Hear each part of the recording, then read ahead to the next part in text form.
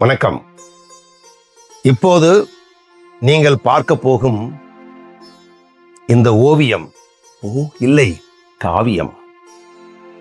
எத்தனையோ உலக புகழ்பெற்ற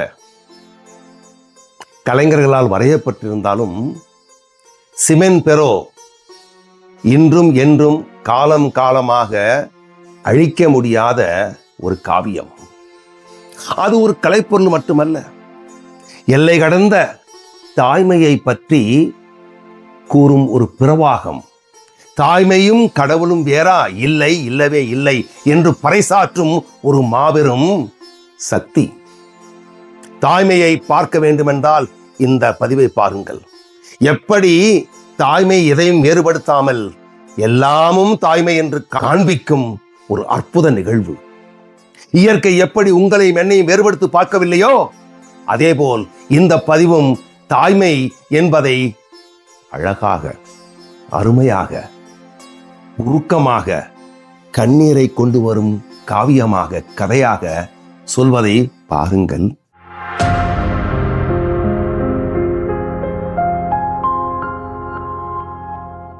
பதினேழாம் நூற்றாண்டு பிரான்ஸ், லூயி 14 ஆட்சி காலம்.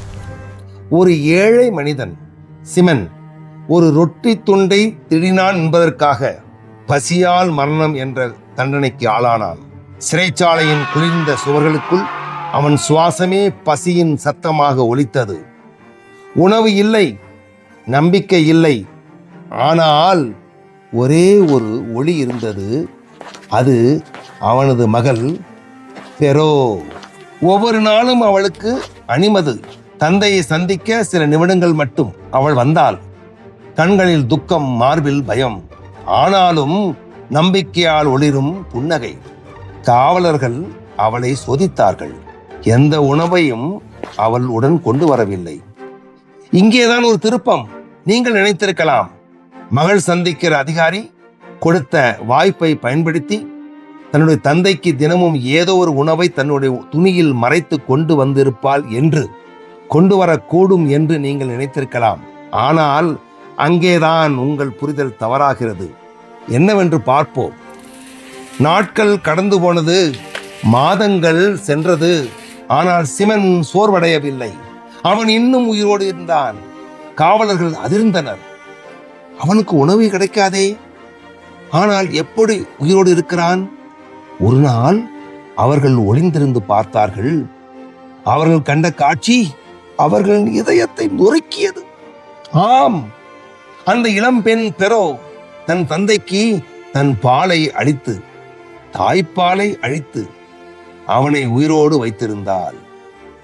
மனித மரியாதையின் எல்லைகளை தாண்டி அவள் தந்தையை உயிரோடு காத்த தியாகம், அது தாய்மையின் உச்சகட்டம்.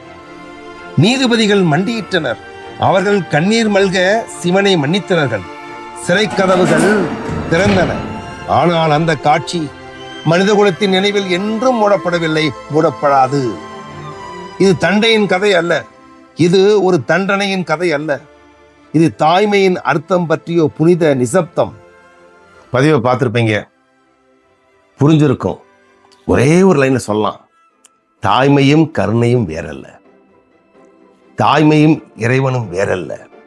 அது சத்தியம் என்பதை நீங்கள் புரிந்து கொண்டால், புரிந்த பின்பு தாய்மைக்கு கொடுக்கும் ஒரு புதிய பரிமாணத்தை நீங்கள் உண்டாக்க முடியும் என்றால் இந்த பதிவு வெற்றி பெற்றதாக அர்த்தம். பாருங்கள், பகிருங்கள். நன்றி.